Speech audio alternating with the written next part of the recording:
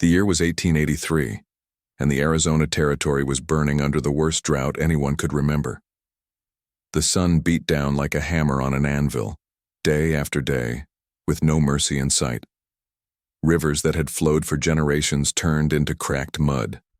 Wells that had never failed started running dry. And in the middle of this hellish summer, Jake Morrison stood on his porch watching his dreams die one cow at a time.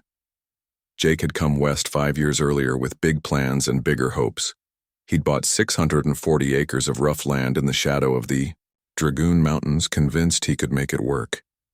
His wife had died of fever 2 winters back, leaving him alone with nothing but stubborn pride and a herd of cattle that meant everything to him. These animals weren't just livestock. They were his future, his security, his only chance at making something of himself in this harsh land. But now, as July turned into August, Jake watched his cattle stumble around his property with their ribs showing and their eyes growing dull. The grass had turned brown and brittle weeks ago. The small creek that ran through his land had become nothing more than a dusty ditch. Every morning, Jake found 1 or 2 more animals dead, their bodies bloated under the merciless sun. 3 miles to the east, where the foothills began their climb toward the mountains, there was still water. Jake knew this because he could see the green patch of land from his highest pasture. There, beside a spring that bubbled up from deep underground, sat a small log cabin. Smoke rose from its chimney every evening. A vegetable garden grew green and healthy beside it. And living in that cabin was the only person for 20 miles around who didn't seem worried about the drought. Her name was Maria Teose, and she was Apache. But she wasn't like the Apache warriors that territorial newspapers wrote scary stories about. Maria had been married to a white trader named Tom Hastings for 3 years before he died of the same fever that took Jake's wife. Tom had been a good man who spoke Apache and Spanish as well as he spoke English. He'd made friends with both communities, and when he died, both sides had mourned his passing. Maria chose to stay in the cabin they'd built together. She tended her garden, collected herbs in the mountains, and traded with anyone who came by her door. Apache families stopped by to trade dried meat for her vegetables. Mexican traders heading north would camp near her spring and share news from the south. Even some white settlers had done business with her, though not many. Jake had been one of them, back when times were better. He'd bought corn and beans from Maria's garden, and she'd always been fair in her dealings. She spoke English well, thanks to her late husband's teaching, and she'd been nothing but polite to Jake. But that was before the drought. Before Jake started spending sleepless nights calculating how many cattle he was losing each week. The spring that bubbled up behind Maria's cabin never seemed to slow down. Jake had ridden past it a dozen times in recent weeks, watching the clear water flow steadily from the rocks. There was enough water there to save his entire herd. More than enough. It seemed criminal that all that precious water should go to waste on one woman's vegetable garden when his cattle were dying of thirst. Jake had approached Maria about sharing the water 3 different times. The first time, he'd been polite about it. He'd explained his situation, offered to pay her for the privilege of bringing his cattle to drink. Maria had listened patiently, then explained that the spring was on land that belonged to her through her marriage to Tom. She showed Jake the papers, all legal and proper, filed with the territorial government. She was sorry about his cattle, she said, but the spring barely produced enough water for her own needs. That was a lie, and Jake knew it. He could see the water flowing freely, could see how much went unused every day. But he'd tipped his hat and ridden away, figuring he could find another solution. The second time, a week later, Jake had been more desperate, more insistent. He'd offered to buy water rights from Maria to pay her cash money for regular access to the spring. Again, Maria had refused. The spring was sacred to her people, she explained. Her Apache family had used it for generations before she was born. It wasn't something that could be bought and sold like a sack of grain, Jake had argued, with her then, pointing out that she was legally married to a white man when he died, which made her a white woman in the eyes of the law. She had no more claim to Apache sacred sites than he did. Maria had stood firm, her dark eyes flashing with anger. The conversation had ended with harsh words on both sides. The third time, just days ago, Jake had lost his temper completely. He'd ridden to Maria's cabin with his rifle across his saddle, not to threaten her exactly, but to make sure she understood how serious things had become. He'd found her working in her garden, her hands dirty with rich soil while his pastures lay, barren and cracked. "You listen to me," Jake had said, his voice shaking with desperation and rage. "I've got 40 head of cattle left out of the 100 I started with. 40 animals that represent every dollar I've got in this world. Now you've got water running to waste while my stock dies of thirst. That ain't right, and you know it."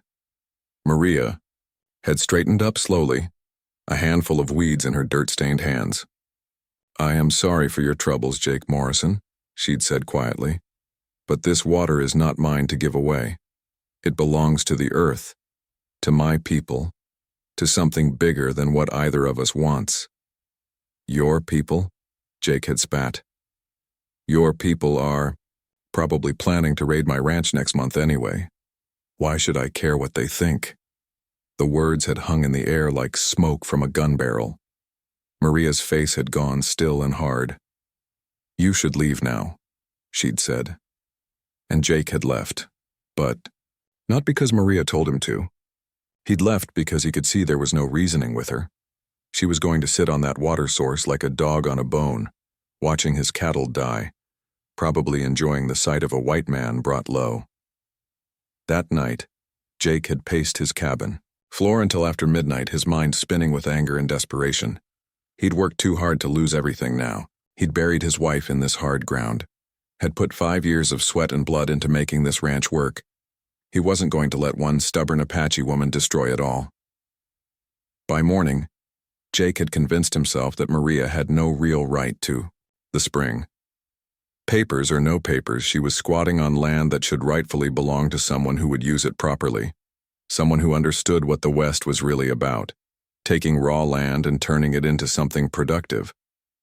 Maria was just playing house in her little cabin, growing a few vegetables, contributing nothing to the real work of building civilization in the territory. Jake spent that day watching more cattle die, and with each death, his anger grew hotter. The solution was obvious, really. If Maria wouldn't leave voluntarily, maybe she needed some encouragement. Maybe she needed to understand that her neighbors wouldn't tolerate selfishness in times of crisis. As the sun set on another brutal day, Jake made his decision. He couldn't force Maria to share the water, but he could force her to leave. Without her cabin, without her garden, she'd have no choice but to go back to her Apache family in the mountains. The spring would be unclaimed, free for anyone to use, free for someone who really needed it. Jake Morrison had never thought of himself as a violent man. He'd been a soldier briefly during the war, but that was different. That was fighting other soldiers who were trying to kill him. This was just property destruction, he told himself, just burning down an empty building to solve a problem. Maria would be upset, sure, but she wouldn't be hurt. She'd just have to find somewhere else to live. In his desperation and anger, Jake convinced himself that what he was planning was not only justified but necessary. The drought had pushed him past the point of caring about right and wrong. All he could think about was saving his cattle, saving his ranch, saving the only life he had left. As darkness fell over the territory, Jake Morrison saddled his horse and loaded his saddlebags with everything he'd need for what came next. A can of coal oil, some old rags, a handful of matches, his rifle just in case. He told himself he was doing what any reasonable man would do in his situation. He told himself Maria would understand eventually. He told himself a lot of things that night, but deep down in the part of his mind he didn't want to listen to, Jake Morrison knew he was about to cross a line that no decent man should cross. But the drought had been merciless, and desperation had made him hard. As he rode through the darkness toward the distant glow of Maria's cabin, Jake convinced himself that sometimes a man had to do terrible things to survive in a terrible place. He had no way of knowing that the terrible thing he was about to do would bring consequences beyond anything his desperate mind could imagine. The moon was just a thin slice in the star-filled sky when Jake Morrison reached the ridge overlooking Maria's cabin. He'd ridden slowly, carefully, taking paths he knew would muffle his horse's hoofbeats. The last thing he wanted was to wake Maria before he was ready. This needed to be quick and clean. Burn the cabin, send a clear message, and be gone before she could react. From his position on the ridge, Jake could see the warm yellow glow of lamplight in the cabin windows. Maria was still awake, probably reading one of those books her dead husband had left behind. Jake had heard she could read English as well as any school teacher, which seemed unnatural for an Apache woman. It was just another sign of how she didn't fit in anywhere. Too white for the Apache, too Apache for the whites. Jake checked his pocket watch. Nearly 11 o'clock. Maria usually went to sleep around this time, but tonight she seemed to be staying up late. Jake waited, his horse shifting restlessly beneath him, until finally the lamplight disappeared from the windows. He gave her another 30 minutes to fall asleep, then began his descent toward the cabin. The night was so quiet Jake could hear his own heartbeat. There was no wind, which was both good and bad. Good because it wouldn't carry the sound of his approach. Bad because it wouldn't help spread the fire quickly, but Jake had brought enough coal oil to make sure the cabin would burn hot and fast. Old dry logs would go up like kindling once they caught. As Jake drew closer, he could make out more details of Maria's property. Her vegetable garden was a dark square of rich earth beside the cabin. Even in the drought, she'd managed to keep her plants alive with water from the spring. The sight of those healthy vegetables made Jake's anger flare up again. His own kitchen garden had withered and died weeks ago, but Maria's crops were thriving.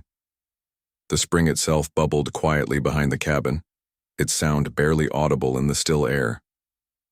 Jake could see the moonlight reflecting off the water as it flowed steadily from the rocks. So much water going to waste. More water in one night than his remaining cattle had drunk in a week. The sight strengthened his resolve. Jake dismounted about 50 yards from the cabin and tied his horse to a sturdy bush. He pulled the coal oil and rags from his saddlebags along with his matches. The rifle he left in its scabbard. He wouldn't need it for this job, and carrying it would only slow him down. Moving as quietly as he could, Jake crept closer to the cabin. The windows were dark now, and he could hear no sound from inside. Maria was asleep, just as he'd hoped. This would be over before she knew what was happening. But what Jake didn't know was that Maria Teose had learned long ago not to sleep deeply in a world that could turn dangerous without warning. Her Apache upbringing had taught her to listen to the night sounds, to notice when something was wrong. And tonight something was definitely wrong. Maria had been lying in her bed, drowsing but not quite asleep, when she heard the distant sound of horseshoes on stone. It was faint, barely there, but her trained ears caught it.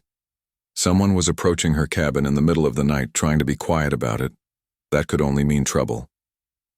Moving silently, Maria slipped out of bed and crept to the window. She peered through a gap in the curtains and saw the dark shape of a rider on the ridge. She couldn't make out who it was from that distance, but she could see the figure sitting motionless, watching her cabin. Waiting. Maria's mind raced through the possibilities. It could be Apache raiders, but they wouldn't sit on a ridge like that. They'd approach from multiple directions and strike fast. It could be soldiers, but they'd come in daylight with orders and paperwork. More likely it was someone from the white community who meant her harm. As she watched, the rider began moving down toward her cabin, and Maria made a quick decision. She couldn't defend the cabin against an unknown enemy. She had only one old rifle, and she didn't even know how many attackers there might be. Better to hide and see what they wanted than decide how to respond. Moving quickly but quietly, Maria grabbed her rifle and a pouch of ammunition. She slipped out the back door of the cabin, the one that faced toward the spring and the mountains. The night air was cool against her skin as she crept away from the cabin, using the vegetable garden and some large rocks as cover. She found a good hiding spot behind a boulder about 30 yards from the cabin, where she could see both the front and side walls. From there, she watched and waited as the mysterious rider approached her home. Jake Morrison had no idea he was being watched as he crept up to Maria's cabin. In his mind, she was sound asleep inside, completely unaware of what was about to happen. He moved around to the side of the cabin, where there were no windows, and began splashing coal oil against the dry log walls. The smell of the oil was sharp and chemical in the clean night air. Jake worked methodically, soaking the walls as high as he could reach. The old logs were so dry they seemed to drink up the oil like a thirsty animal. This was going to work perfectly. From her hiding place, Maria watched in growing horror as she realized what Jake Morrison was doing to her home. She could see his face clearly now in the moonlight, and she recognized him immediately. The desperate rancher who'd been pestering her about water rights, the man who'd ridden away angry after their last conversation. Maria's first instinct was to shoot him. Her rifle was loaded and she was a good shot. She could put a bullet in Jake's leg, wound him enough to stop what he was doing without killing him, but something held her back. Maybe it was the memory of her dead husband who'd always believed in talking before fighting. Maybe it was the knowledge that shooting a white man, even in defense of her own property, would bring the territorial authorities down on her like a thunderstorm. Or maybe Maria Teose was just curious to see how far Jake Morrison would go, how much of his humanity he was willing to sacrifice to get what he wanted. Jake finished dousing the walls and stepped back to admire his work. The cabin was ready to burn. All he needed now was to light it up and get out of there. He pulled out a rag, soaked it with the last of the coal oil, and wrapped it around the end of a stick he'd picked up from the ground. A perfect torch. The match flared bright in the darkness as Jake lit his makeshift torch. For just a moment he hesitated. Once he touched that flame to the oil-soaked logs, there would be no going back. Maria's home would be destroyed. Her possessions would be ash, and her life would be forever changed. But then Jake thought of his dying cattle, his failing ranch, his dead wife's grave that he'd have to abandon if he lost everything. His hand steadied and he touched the torch to the wall. The oil caught instantly, racing up the side of the cabin in sheets of blue and orange flame. The dry logs began crackling and popping as the fire took hold. Jake stepped back, mesmerized by the sight of the destruction he'd unleashed. The flames climbed higher, reaching for the roof, and Jake knew there was no stopping it now. From her hiding place, Maria watched her home burn with a mixture of grief and rage that threatened to overwhelm her. Everything she owned was in that cabin. Her clothes, her cooking pots, the books Tom had taught her to read, the few photographs they'd taken together, the wedding ring she kept in a wooden box beside her bed. All of it was turning to ash and smoke. But as she watched Jake Morrison standing there, lit up by the flames of her burning home, Maria felt something else growing inside her. Something cold and hard and absolutely certain. Jake Morrison had chosen to destroy her life because he thought she was weak, because he thought she was alone, because he thought an Apache woman didn't deserve the same respect as a white man. He was about to learn how wrong he was. The cabin's roof caught fire with a whoosh that sent sparks spiraling up into the night sky. The flames were visible for miles now, a beacon of destruction that announced to the world what Jake Morrison had done. Jake climbed back onto his horse, satisfied with his night's work. As he rode away into the darkness, Jake told himself he'd solved his problem. Maria would have no choice but to leave now, and the spring would be free for anyone to use. His cattle would have water, his ranch would survive, and eventually everyone would understand that he'd done what was necessary. What Jake Morrison didn't realize, as he disappeared into the night, was that Maria Teose was already planning her own solution to the problem he'd created. And her solution would involve far more than one desperate rancher had ever bargained for. As the cabin collapsed in on itself in a shower of sparks and burning timbers, Maria finally emerged from her hiding place. She stood looking at the smoldering ruins of her life, her face hard as stone in the flickering light. Then she turned and walked toward the corral where she kept her horse. She had a long ride ahead of her, up into the mountains where her brother Nalnish was camped with his war band. She had news to deliver, and by the time the sun rose, Jake Morrison's quiet little problem would have become something much bigger and much more dangerous than he could possibly imagine. The fire burned itself out just as the eastern sky began to show the first hint of dawn, leaving nothing but blackened logs and bitter smoke. But Maria Teose was already miles away, riding hard toward the mountains, carrying a story that would change everything. The sun was climbing over the eastern peaks when Maria Teose finally reached her destination, deep in the Dragoon Mountains. Her horse was lathered with sweat from the hard ride, and Maria herself was exhausted. But she couldn't rest. Not yet. What she had to say was too important to wait.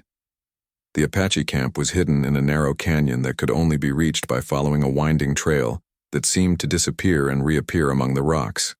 To White Eyes, the canyon would look empty, just another dry gulch full of boulders and scrub brush. But Maria knew better. As she approached the entrance, she gave the low whistle that identified her as family, not enemy. The response came immediately, a similar whistle from somewhere up in the rocks. Maria was expected. Word of her arrival had been carried ahead by scouts who watched all the approaches to the camp. In Apache country, nothing moved without being seen.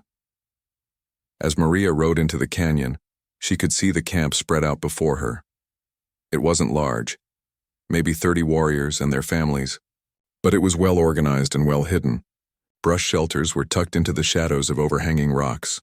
Horses grazed in a hidden meadow where grass still grew green thanks to a small spring. Children played quietly in the dust, their games already teaching them the skills they'd need to survive in a dangerous world. But it was the men who drew Maria's attention. These were not reservation Apache, content to live on government handouts and white man's charity. These were free Apache, the ones who still remembered what it meant to be warriors. They moved with the easy confidence of men who had never been broken, never been tamed, never been convinced that the white man's way was the only way. Their leader was Maria's brother, Nalnish, and he was waiting for her at the entrance to his shelter. He was a man in his 30s, tall and lean like most Apache, with the kind of face that gave nothing away to strangers.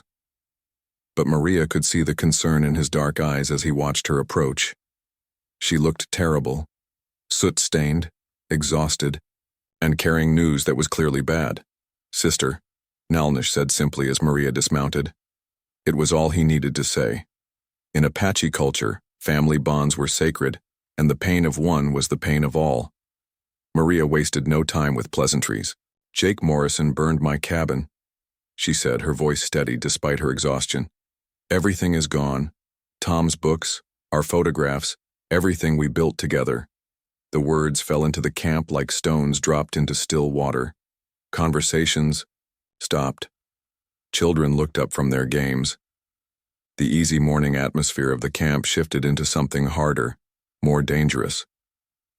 Nalnish's face remained calm, but Maria could see the anger building behind his eyes. "Tell me," he said quietly. Maria told the whole story, from Jake's first attempts to claim water rights to his final, desperate act of destruction. She described watching from the shadows as her home burned, seeing Jake's face in the firelight, understanding that this wasn't just about water anymore.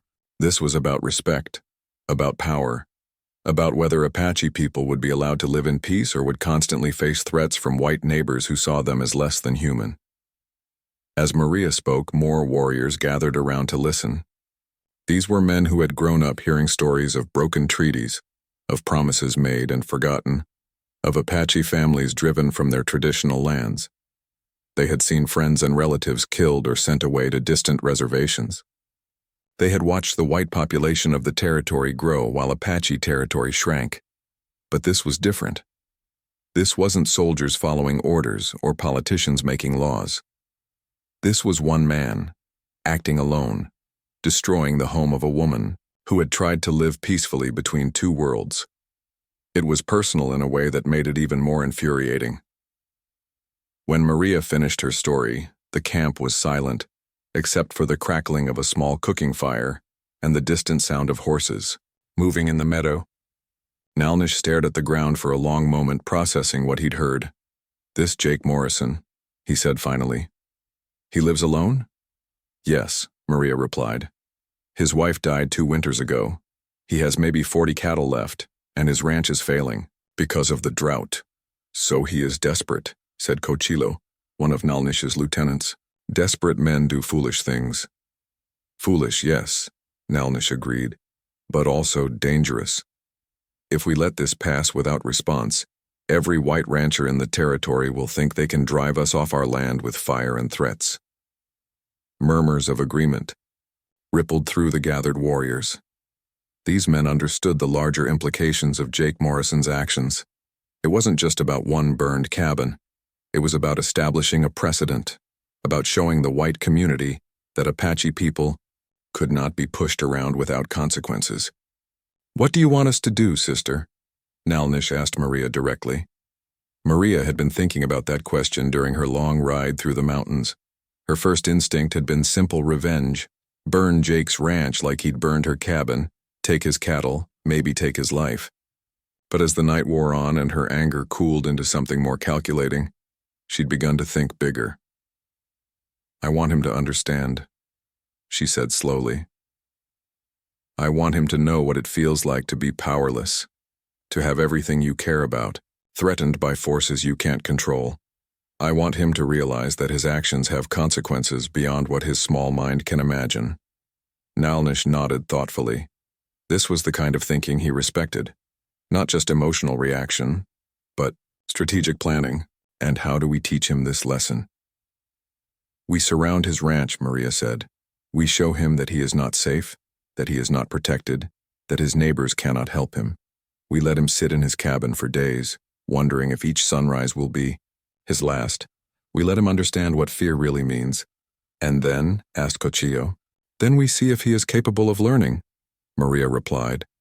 "If he can understand what he has done and make amends for it. If not—" She shrugged, leaving the implication hanging in the air. Nalnish looked around at his warriors, reading their faces, gauging their mood. He could see the anger there, the desire for action that had been building for months as white settlers pushed further into Apache territory. This could be the outlet they needed. Not a random raid that would bring soldiers and questions, but a focused response to a specific act of aggression. "How many men does this require?" he asked. "Enough to make an impression," Maria said. "Enough so that Jake Morrison and every other white rancher hears about what happened. Enough so that they think twice before they burn another Apache woman's home." Nalnish made his decision quickly, as good leaders do. "Cochillo, send runners to the other camps. Tell them what has happened, tell them what we plan to do. Any warrior who wants to join us should meet at Skeleton Canyon tomorrow night." Cochillo nodded and headed off to organize the messengers. Within an hour, riders were heading out in all directions, carrying word of Jake Morrison's crime and Nalnish's planned response. The network of communication between Apache bands was something white authorities had never fully understood. They saw Apache groups as separate tribes competing with each other for resources and territory. But the reality was more complex. Blood ties, marriage connections, and shared cultural bonds linked the scattered bands together in ways that could be activated when circumstances required. By nightfall, Maria's story was being told around fires throughout the mountains. Jake Morrison's name was being spoken in voices full of anger and contempt. Warriors were checking their weapons, preparing their horses, and thinking about the lesson they were about to teach. Maria spent the night in her brother's camp, finally getting the rest she desperately needed. But even in sleep, she dreamed of flames and smoke, of everything she'd lost, and of Jake Morrison's face lit by the fire that had destroyed her life. Meanwhile, 30 miles away, Jake Morrison was having the best morning he'd enjoyed in months. He'd risen early and ridden to the spring, where he'd spent several peaceful hours letting his cattle drink their fill of the clear, cold water. The animals seemed to understand that their suffering was over. They moved more alertly, held their heads higher, and Jake could swear he saw life coming back into their eyes. The ruins of Maria's cabin were still smoldering when Jake rode past them on his way back to his ranch. He felt a brief moment of regret. The destruction looked worse in daylight than it had the night before. But he pushed the feeling aside. He'd done what was necessary. Maria would go back to her people, and everyone would eventually understand that he'd had no choice. Jake spent the day making plans for improving his access to the spring. He'd need to cut a better trail for his cattle, maybe build a simple shelter where he could keep supplies. The spring was his now, and he intended to make the most of it. He was still making these optimistic plans when the first Apache scout took position on the ridge overlooking his ranch. Jake, focused on his immediate problems and exhausted from months of stress, never noticed the silent figure watching him from the rocks. By sunset, there were 5 scouts positioned around Jake's property. By midnight, there were 20, and tomorrow night, when the various bands met at Skeleton Canyon, as Nalnish had ordered, There would be enough Apache warriors to teach Jake Morrison a lesson he would never forget. But Jake slept peacefully that night, dreaming of fat cattle and flowing water, completely unaware that his small, desperate act of destruction had set much larger forces in motion. He had no Jake Morrison woke up on what should have been the happiest morning of his life. The sun was shining, his cattle had spent the night near fresh water instead of dying of thirst, and his immediate problems seemed solved. He made coffee with water from Maria's spring, his spring now, he corrected himself, and stepped onto his porch to enjoy the sunrise. That's when he saw them. At first, Jake thought his eyes were playing tricks on him. The morning light could create strange shadows, make rocks look like men, make a tired mind see things that weren't there. He blinked hard and looked again, but the figures on the ridge didn't disappear. If anything, they became clearer. Apache warriors, dozens of them, sitting motionless on their horses like statues carved from stone, watching his ranch with the patience of hunting cats. Jake's coffee cup slipped from his nerveless fingers and shattered on the wooden boards of his porch. The sound seemed unnaturally loud in the morning stillness. None of the warriors moved, but Jake felt their attention focus on him like sunlight through a magnifying glass.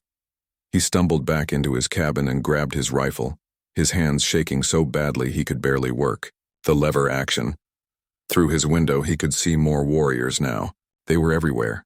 On every ridge, behind every boulder, positioned along every approach to his property. As his panicked gaze swept the landscape, Jake realized with growing horror that he was completely surrounded. "Dear God," he whispered, sinking into a chair as the full magnitude of his situation became clear. This wasn't a random raid or a hunting party that happened to pass by his ranch. This was organized, deliberate, and absolutely focused on him. On the main ridge, about 200 yards from Jake's cabin, Nalnish sat his horse and studied the white man's property with calculating eyes. The ranch was smaller than he'd expected, just a few ramshackle buildings and some patched-together corrals. The cattle Jake had been so desperate to save were scattered across a pasture that showed clear signs of overgrazing and drought damage. It was obvious that Jake Morrison had been failing as a rancher long before the drought made his situation desperate. But that didn't excuse what he'd done to Maria. Nalnish had positioned his warriors carefully throughout the night. The meeting at Skeleton Canyon had been more successful than he'd dared hope. Word of Jake's attack on Maria had spread through the Apache community like wildfire, and the response had been immediate and overwhelming. Warriors had come from bands throughout the region, some seeking justice for Maria specifically, others seeing this as an opportunity to send a broader message to the white community.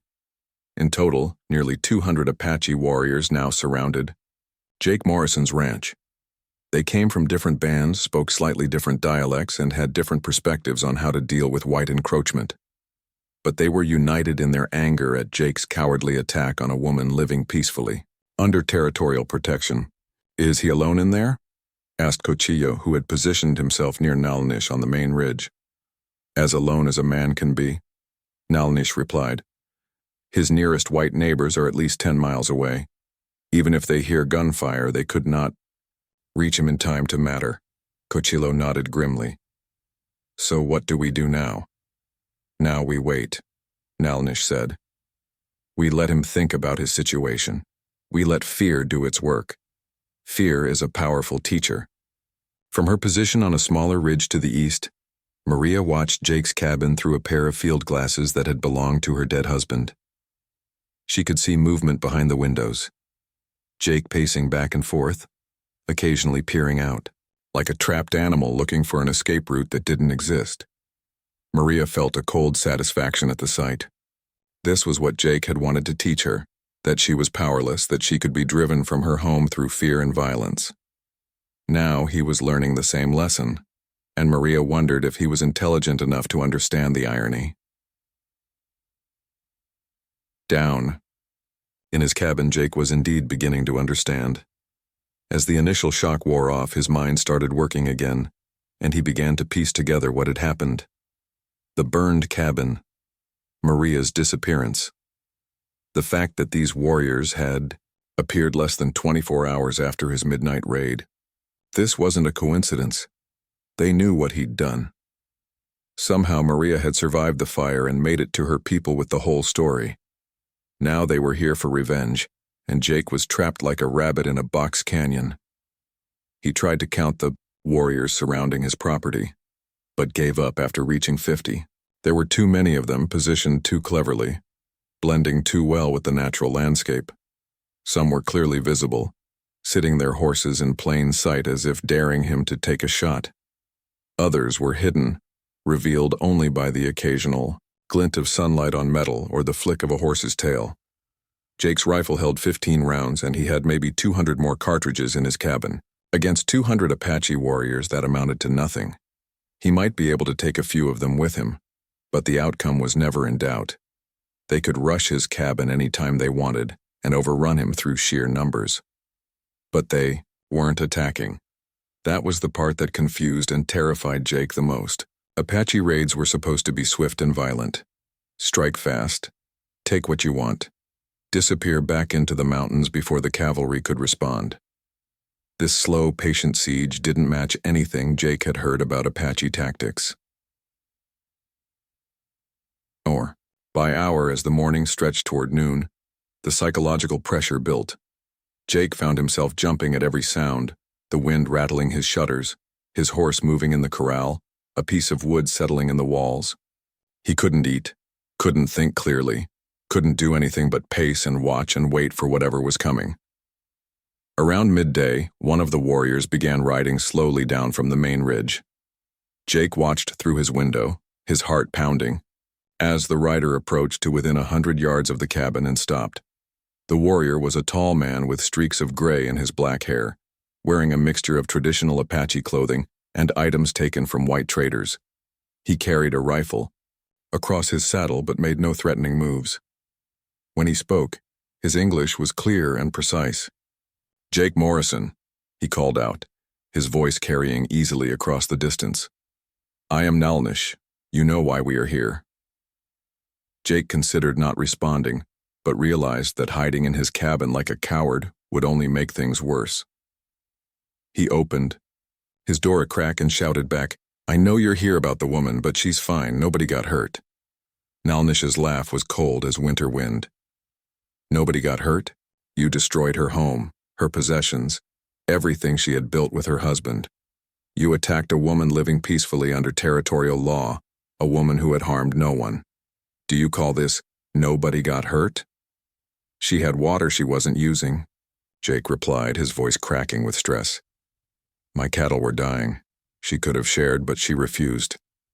So you decided to take what was not yours by burning her house," Nalnish said, like a coward who strikes at women in the darkness. The words hit Jake like physical blows.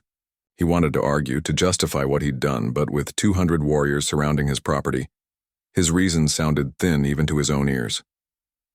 "What do you want?" Jake asked. "I want you to understand," Nalnish replied. "I want you to know how it feels to have everything you care about threatened by forces beyond your control. I want you to experience the helplessness my sister felt when she watched her life burn. How long are you going to keep me here?" "As long as it takes," Nalnish said simply. Then he turned his horse and rode back to the ridge, leaving Jake alone with his fear. The afternoon dragged on like a slow torture. Jake's cattle, unaware of the drama surrounding them, grazed peacefully in the pasture. His horse nickered softly in the corral, wanting to be fed and watered. Normal life continued all around him, but Jake felt completely removed from it, trapped in a bubble of terror and uncertainty. As the sun began to sink toward the western mountains, Jake realized that the warriors weren't going anywhere. They had settled in for a long siege, taking shifts watching his cabin, rotating their positions, showing every sign of being prepared to wait as long as necessary. That night was the longest of Jake Morrison's life. Every sound outside his cabin might be warriors moving into position for an attack. Every creak of the wooden walls might be the last thing he'd ever hear. He dozed fitfully in a chair by his window, his rifle across his knees, starting awake at the slightest noise. But no attack came. The Apache warriors maintained their positions, patient as death, waiting for fear and isolation to do their work. They had all the time in the world, and Jake Morrison was learning what true helplessness felt like. As dawn broke on the second day of the siege, Jake looked out at the same silent figures on the ridges and realized that his ordeal was far from over. The Apache had made their point clear. He was completely at their mercy, and they would decide when and how this confrontation would end. For the first time since he'd struck that match 2 nights ago, Jake Morrison began to truly understand the magnitude of what he had done, and deep in his heart he began to fear that understanding had come too late.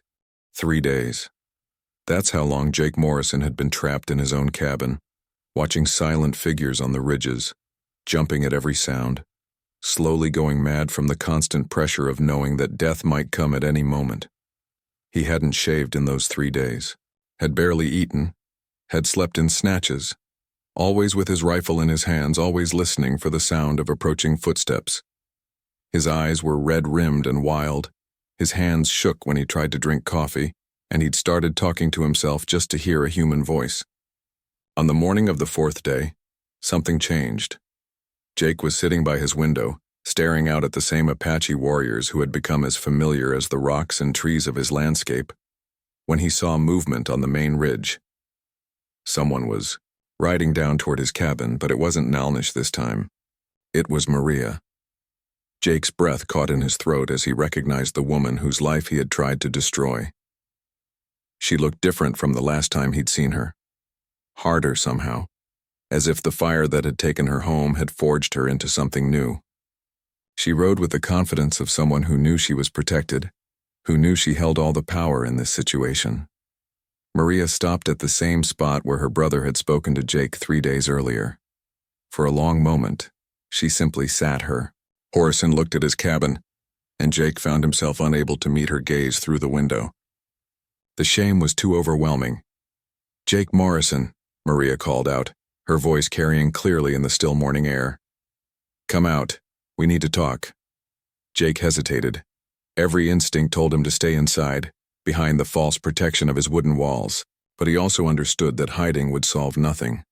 If Maria wanted him dead, those warriors on the ridges could have killed him any time in the past 3 days.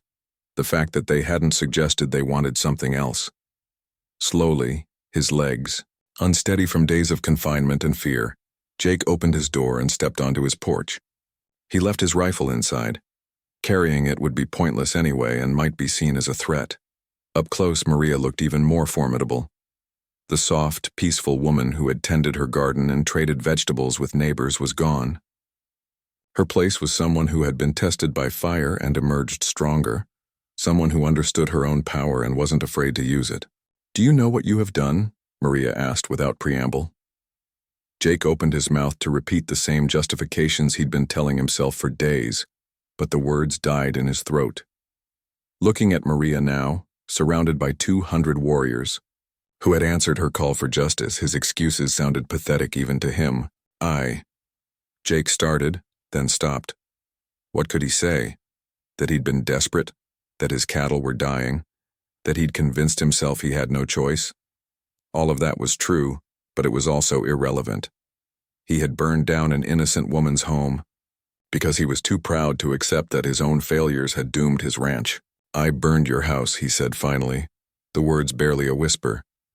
"Yes, you did," Maria replied. "You burned my home, my possessions, everything I had built with my husband. You destroyed 5 years of my life because you decided that your problems were more important than my rights." Jake nodded miserably. "Yes. Do you understand why my brother and these warriors have surrounded your ranch?" Jake looked up at the ridges, at the silent figures watching this conversation. "Because you want revenge." Maria shook her head. "Revenge would have been simple, Jake Morrison. Revenge would have been burning your ranch, taking your cattle, leaving you with nothing as you left me with nothing. We could have done that on the first night." "Then what do you want?" Maria studied him for a long moment, as if trying to decide whether he was capable of understanding what she was about to tell him. "I want justice," she said finally. "I want you to understand that your actions have consequences. I want you to make things right, not just for me, but for every other person who might suffer if men like you think they can take what they want through violence and intimidation." "How?" Jake asked. How do I make it right? Maria had been thinking about this question for 3 days, watching Jake suffer in his cabin, seeing the fear and isolation break down his arrogance and self-righteousness. She could have demanded. His death, by Apache law, his unprovoked attack on a woman certainly warranted it. She could have taken everything he owned and left him to starve. But Maria Teosay had learned something during her years of living between two worlds. Revenge might satisfy anger, but it didn't build anything positive. It didn't create the kind of future where Apache and white communities might actually coexist. And despite everything Jake had done to her, Maria still believed that coexistence was possible. First, Maria said, "You will rebuild my cabin, with your own hands, using materials you buy with your own money. You will make it as good as it was before you burned it." Jake nodded quickly. "Yes, I can do that."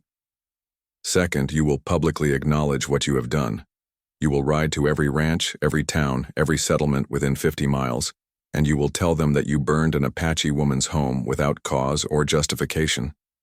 You will tell them that you were wrong, and that you are making amends.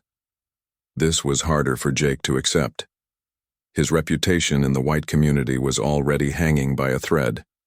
Admitting that he'd attacked a defenseless woman would destroy what little standing he had left. But looking at the warriors on the ridges, Jake realized he had no choice. "I'll do it," he said. Third, Maria continued, "You will deed half of your land to me, including shared access to the spring. The water will be available to both of us, and to anyone else who asks for it peacefully." Jake's face went white. Half his land was half his future, half his hope of rebuilding after the drought. But even as the objections formed in his mind, Jake realized how hollow they sounded. He'd been willing to drive Maria away from her legal claim to the spring. How could he object when she demanded legal claim to part of his land? "Half," he repeated numbly. "Half," Maria confirmed. "And if you ever again threaten me, my property, or any other Apache person living peacefully in this territory, these warriors will return, and next time they will not be interested in justice. They will want revenge." Jake looked up at the ridges one more time, at the patient, deadly men who had taught him the true meaning of fear. "I understand. Do you, Jake Morrison? Do you really understand?" Jake was quiet for a long moment, thinking about the past 3 days, about the terror and helplessness he'd experienced, about watching his comfortable assumptions about power and race and right and wrong crumble under the weight of reality. "I thought I could take what I wanted because I was white and you were Apache," he said slowly. "I thought nobody would care what happened to one Indian woman living alone. I thought I was more important than you were." Maria nodded. "And now?" "Now I know I was wrong," Jake said. "I know that you have family, people who care about you, people who will protect you. I know that burning your house didn't solve my problems. It just created bigger ones. I know that I'm not as important as I thought I was." For the first time since this confrontation began, Maria smiled slightly. It wasn't a warm smile, but it wasn't entirely cold either. It was the smile of someone who had seen a small victory in a much larger war. "The rebuilding starts tomorrow," she said. "My brother will provide men to help with the work, but you will do most of it yourself. You will learn what it means to build something instead of just destroying it." Jake nodded. "Tomorrow." Maria turned her horse to leave, then paused. "Jake Morrison, this could have ended very differently. You could be dead right now, and no one would have questioned it. Remember that when you're tempted to think that what happened to you was unfair." She rode back up to the ridge, and Jake watched as the warriors began to withdraw. Not all at once. That would have been too easy, too much of a relief. They melted, away gradually, a few at a time, leaving Jake to wonder for hours whether the siege was really over or if this was just another form of psychological pressure. By nightfall, they were gone. All of them. Jake was alone on his ranch again, but everything had changed. He was no longer the man who had ridden out 3 nights ago with a torch and a can of coal oil. That man had been broken by fear and forced to confront the ugly truth about himself. The rebuilding took 2 months. Every morning Jake would ride to the ruins of Maria's cabin and work until sunset, hauling lumber, digging foundations, raising walls. Apache workers helped him, men who treated him with careful politeness but never let him forget that he was there as punishment, not as a friend. Slowly, Maria's cabin rose again. It was better than the original, larger, more solid, with glass windows and a stone chimney. Jake found himself taking pride in the work, something he hadn't expected. It was satisfying to build something with his own hands, to watch walls take shape and know that his labor was creating rather than destroying. Maria supervised the work, making suggestions, bringing food and water, gradually allowing conversations that went beyond the immediate task at hand. She told Jake about her life with Tom, about trying to bridge the gap between Apache and white communities, about the challenges of living between two worlds that often saw each other as enemies. In return, Jake found himself talking about his own struggles, the death of his wife, the failing ranch, the desperation that had driven him to such